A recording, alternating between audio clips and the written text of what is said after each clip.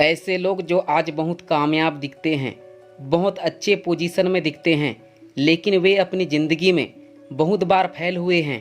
इस वीडियो में मैं आपके साथ 5 रियल लाइफ स्टोरी शेयर करना चाहता हूं, जो दिखती है सक्सेस स्टोरी, बट वो भी एक समय थी सबसे बड़ी फेलियर स्टोरी। ज़िंदगी में बहुत बार ऐसा होता है, जब बहुत सारी परेशानियों से घिरे होते हैं, हम एक प्रॉब्लम सॉल्व करते हैं, दूसरी खड़ी हो जाती है, दूसरी सॉल्व करते हैं, तीसरी आ जाती है, तीसरी सॉल्व करते हैं, चौथी आ जाती है, लेकिन प्रॉब्लम कभी ख़त्म नहीं होती।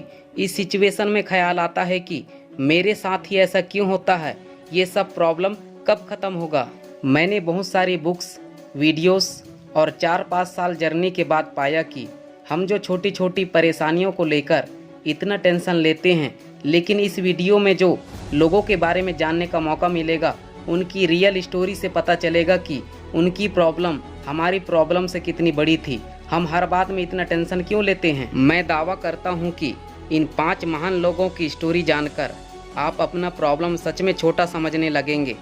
पहले शख्स का नाम लेने से पहले मैं उनकी कही हुई शब्द कहना चाहूँगा, जो उन्होंने सन 2000 में कही। In the year 2000 when the entire world was celebrating the new century, I was celebrating my disastrous fortune। जब सन 2000 में पूरी दुनिया नई सदी के आगमन का उत्सव मना रही थी, तब मैं मेरी बदनसीबी को सेलिब्रेट कर रहा था।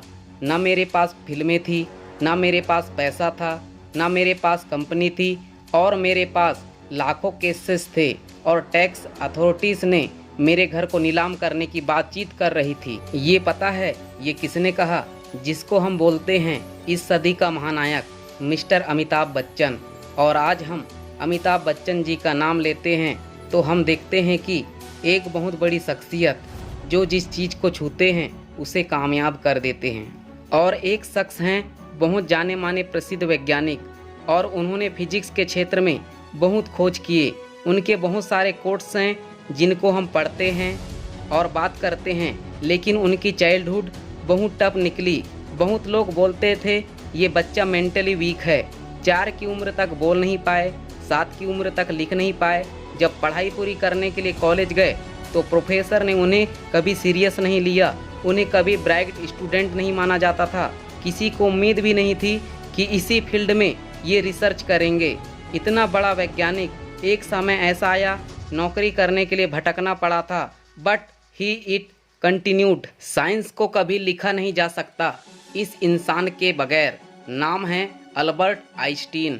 तीसरी कहानी है ऐसे शख्स की जिन्हें हिंदुस्तान के क्रिकेट हिस्ट्री में सबसे पॉपुलर कैप्टन कहा जाता है, और जब क्रिकेट और कैप्टन का नाम आता है तो उनका नाम जरूर आ जाता है, कैप्टन कूल महेंद्र सिंह धोनी। ये ऐसे कैप्टन हैं जो हिंदुस्तान को तीनों फॉर्मेट में इंटरनेशनल ट्रॉफी दिलाई, लेकिन उनका भी चाइल्डहुड इतना आसान नहीं रहा। पिताजी रांची में कॉन लिमिटेड कंपनी में पंप ऑपरेटर थे।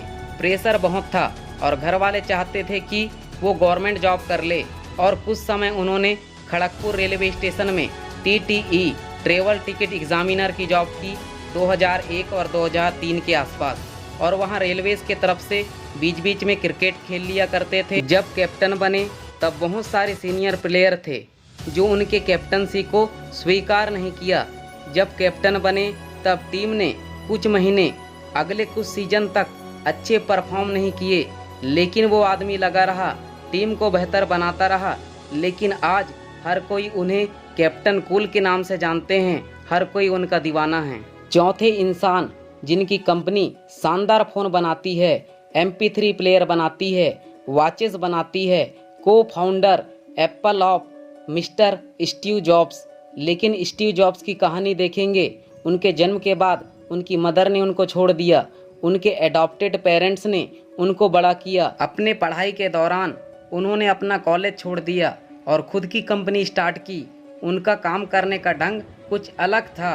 30 साल के थे तब एक सिचुएशन आई जब अपनी ही कंपनी में उनके ही टीम मेंबर्स की वजह से कंपनी को छोड़ने में मजबूर होना पड़ा। जरा सोचो, जिसने खुद की कंपनी बनाई और उसी कंपनी को छोड़ना पड़ा, कितना प्रेशर था। लेकिन स्टीव जॉब्स थे। वो अपना काम लगातार कर रहे थे और इस दौरान उन्होंने एक और कंपनी बना दी, पिक्सल एनिमेशन स्टूडियो, और एप्पल को उनकी ज़रूरत पड़ी। बोल सकते हैं कि एप्पल ने दोबारा से डिमांड किया और आज एप्पल कंपनी की ब्रांड वैल्यू सबको पता है। एक और इंडियन बिजनेस ऑनर हैं, अदानी ग्रुप के फाउंडर चेयरमैन हैं, नाम है गौतम अडानी। आप कोल माइनिंग ले लें, पूल ट्रेडिंग ले लें, ऑयल एंड गैस एक्सप्लोरर ले लें, मुंबई एयरपोर्ट्स का 70% शेयर अदानी ग्रुप को जाता है। ये जो एम्पायर उन्होंने बनाया है वो इजी नहीं था। जब वो 18 साल के थे तब उन्होंने कॉलेज को ड्रॉप आउट कर दिया, फिर बॉम्बे आना पड़ा, फिर बॉम्बे में डायमंड शूटिंग का काम करना पड़ा, फिर एक बिजनेस से दूसरा, दूसरा से तीसरा, तीसरा से चौथा, लगे रहे, प्रयास करते रहे और प्रयास करते करते today family net worth is more than 23,500 crore.